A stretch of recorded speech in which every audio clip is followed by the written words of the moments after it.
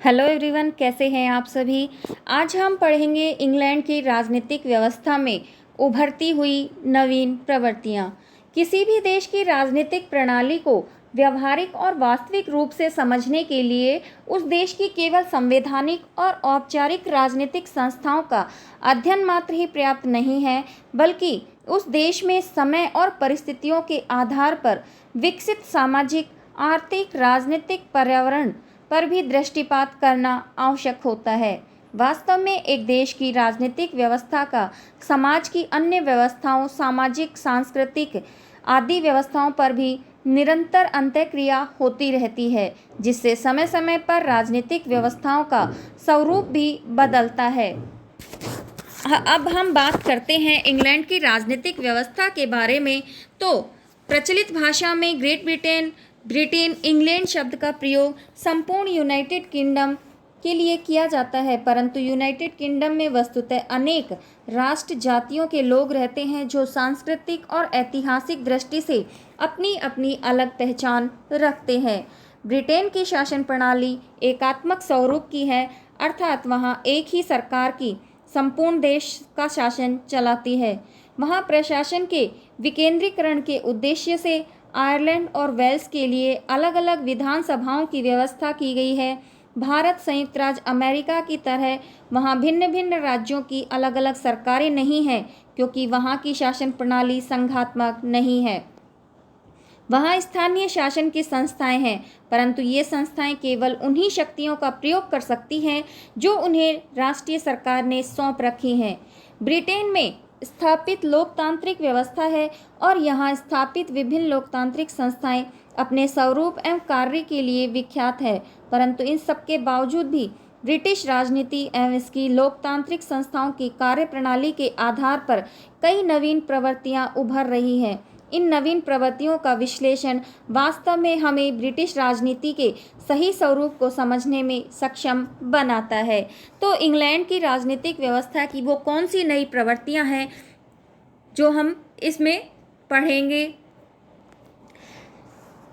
British party की राजनीति में वर्तमान में रुझान। ग्रेट ब्रिटेन में राजनीतिक मामले संयुक्त राज्य अमेरिका में सामान्य से अधिक ध्यान आकर्षित कर रहे हैं। ब्रिटेन के दो प्रमुख दलों में से प्रत्येक के नेतृत्व के आसपास की अनिश्चितताओं ने जल्द या बाद ही में बदलाव को संभावना को खोल दिया है, जिसका राष्ट्र की राजनीतिक दिशा पर दूरगामी प्रभाव हो सकता है, जो इस देश का सबसे करीबी और सबसे मजबूत सहयोगी है। कंजर्वेटिव पार्टी को वर्तमान में इस संभावना का सामना करना पड़ रहा है कि प्रधानमंत्री चर्चिल किसी भी समय, हालांकि अनिच्छा से, पद से हटने और पार्टी और सरकार के नेतृत्व को विदेश सचिव ईडन को सौंपने के लिए बाध्य महसूस कर सकते हैं। लेबर पार्टी आंतरिक संघर्षों से फटी हुई और क्लेमेंट एटली के उदारवादी नेतृत्व और विद्रोही एलियन बेवन और उनके वामपंथी अनुयायियों की गैर अनुरूपता के बीच ताकत के आवधिक परीक्षण के अधीन है।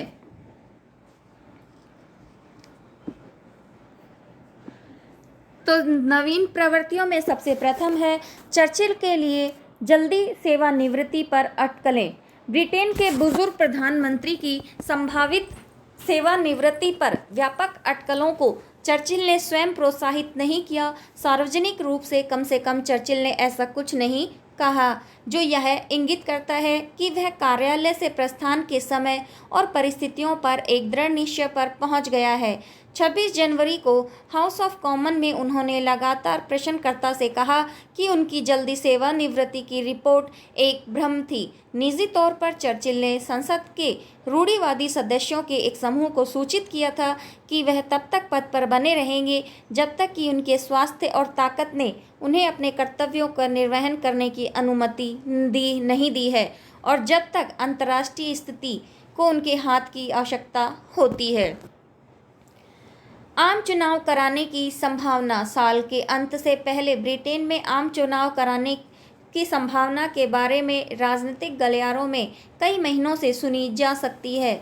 चर्चिल कैबिनेट के कम से कम एक सदस्य सहित संसद के कई रूढ़िवादी सदस्यों द्वारा इस प्रश्न पर सार्वजनिक रूप से चर्चा की गई है। राजनीतिक भाषणों द्वारा छोड़ी गई यह धारणा है कि यदि ईडन आने वाली गर्मियों के दौरान चर्चिल का स्थान लेता है तो शरद ऋतु में एक आम चुनाव बुलाया जा सकता है।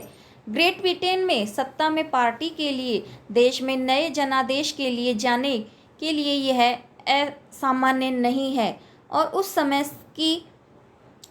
समय से काफ़ी पहले जब ऐसा करने के लिए कानून की आवश्यकता होती है। यदि कॉमन में उसके पास केवल एक छोटा बहुमत है और उसे लगता है कि अतिरिक्त सीटों पर कब्जा करने के लिए यह समय अनुकूल है तो सरकार चुनाव करा सकती है। इस प्रकार पार्टी अधिक नियंत्रण प्राप्त कर सकती है और अतिरिक्त 5 वर्षों के लिए पद पर अपनी पकड़ बढ़ा सकती है, जो कि एक नई संसद का अधिकतम जीवन है। लेकिन अगर सरकार ने गलत गणना की है तो चुनाव हार जाती है और उसे इस्तीफा दे देना चाहिए। ब्रिटेन में राजनीतिक शक्ति का वर्तमान संतुलन।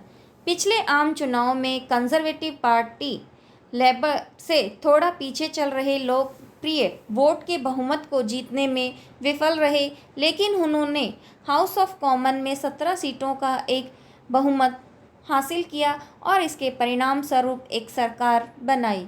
लेबर और अन्य विपक्षी दलों द्वारा जीती गई 304 सीटों के मुकाबले टोरीज और उनके समर्थकों ने 321 सीटों पर कब्जा किया। लेबर उम्मीदवारों के लिए डाले गए वोट न केवल कंजर्वेटिव उम्मीदवारों के लिए सबसे ऊपर थे, बल्कि ब्रिटिश राजनीतिक दलों के लिए एक रिकॉर्ड भी स्थापित किया। विडंबना यह है कि लेबर को 1951 में चुनाव जीतने के लिए 1950 की तुलना में 6 लाख अधिक वोट मिले थे। ब्रिटिश लेबर पार्टी के नेतृत्व में विभाजन। लेबर पार्टी के नेताओं के बीच आंतरिक संघर्ष एक नए चरण में प्रवेश कर गया, जो कुछ ब्रिटिश पर्यवेक्षकों का मानना है कि प्रमुख राजनीतिक दलों के बीच मौजूदा शक्ति संतुलन को बदल सकता है। 14 अप्रैल को लेबर पार्टी के शैडो कैबिनेट या संसदीय निर्देशालय से एनुरिल बेवन का इस्तीफा 2 प्रतिद्वंदी गुटों के बीच संघर्ष का नवीनतम कारण था, जो पिछले 3 वर्षों से पार्टी नेतृत्व के लिए प्रतिस्पर्धा कर रहे हैं। अंतर पार्टी संघर्ष में बुनियादी नीतिगत मुद्दे शामिल हैं, जो कई स्वतंत्र ब्रिटिश टिप्पणीकारों के विचार में अब तक निर्णायक मोड़ पर पहुंच गए हैं। अगली विशेषता है या अगली जो नवीन प्रवृत्ति है वो है पार्टी में बेवन की कमजोरी और देश में ताकत। ब्रिटेन में श्रम नीति को आकार देने वाले 4 प्रमुख संगठनों में उठाए गए प्रमुख मुद्दों पर पिछले कुछ वर्षों में रिकॉर्ड वोटों में पार्टी के 2 पंखों द्वारा तैयार की जाने वाली ताकत और प्रभाव का स्थानांतरण संतुलन परिलक्षित हुआ है। संगठन स्वयं लेबर पार्टी, जो पार्टी के 6 मिलियन सदस्यों का प्रतिनिधित्व करने वाले निर्वाचित प्रतिनिधियों का एक वार्षिक सम्मेलन आयोजित करती है। दूसरा, पार्टी की राष्ट्रीय कार्यकारी समिति सदस्यता द्वारा चुने गए 28 सदस्यीय नीति निर्माण निकाय। तीसरा, संसदीय लेबर पार्टी संसद के लेबर सदस्यों से बनी है और ट्रेड्स यूनियन कांग्रेस ब्रिटेन के 8 मिलियन यूनियनकर्ताओं का प्रतिनिधित्व करती है। ब्रिटिश विदेश नीति और पश्चिमी एकता। सरकार की विदेश नीति पर बेवन का हमला। चर्चिल सरकार के तहत ब्रिटिश विदेश नीति की आधारशिला एटली सरकार के तहत, जो इससे पहले थी, कम्युनिस्ट आक्रमण के खतरे के खिलाफ पश्चिमी रक्षा के समर्थन में ब्रिटेन और संयुक्त राज्य अमेरिका के बीच गठबंधन रहा है। चर्चिल ने 1946 में कार्यालय से बाहर रहते हुए ब्रिटिश कॉमनवेल्थ और संयुक्त राज्य अमेरिका के भ्रात संघ के लिए फुलटन में अपनी प्रसिद्ध आयरन कर्टन भाषण में आक्रामकता को रोकने और संरक्षित करने के लिए मूल अवधारणा का अनुमान लगाया था। प्रधानमंत्री एटली और अर्नेस्ट बेविन श्रम सरकार में विदेश सचिव ने 1949 में ब्रिटेन को उत्तरी अटलांटिक गठबंधन के लिए प्रतिबद्ध करके और ब्रिटिश पुनरुद्धार कार्यक्रम की शुरुआत करके इस अवधारणा का अनुसरण किया। बाद में जब लेबर पार्टी विपक्ष में चली गई तो उसने अमेरिका के साथ पश्चिमी एकता और सहयोग का समर्थन करना जारी रखा। यूरोपीय रक्षा योजनाओं पर पार्टी मतभेद।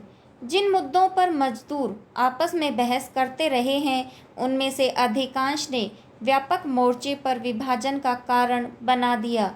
जर्मन पुनः सशस्त्रीकरण, ब्रिटेन के आयुध कार्यक्रम का स्तर, ईडीसी से ब्रिटेन का संबंध, हाइड्रोजन बम, एंग्लो अमेरिकन सहयोग और भारत चीन ने सभी ने संसद और देश में जोरदार बहस छेड़ दी।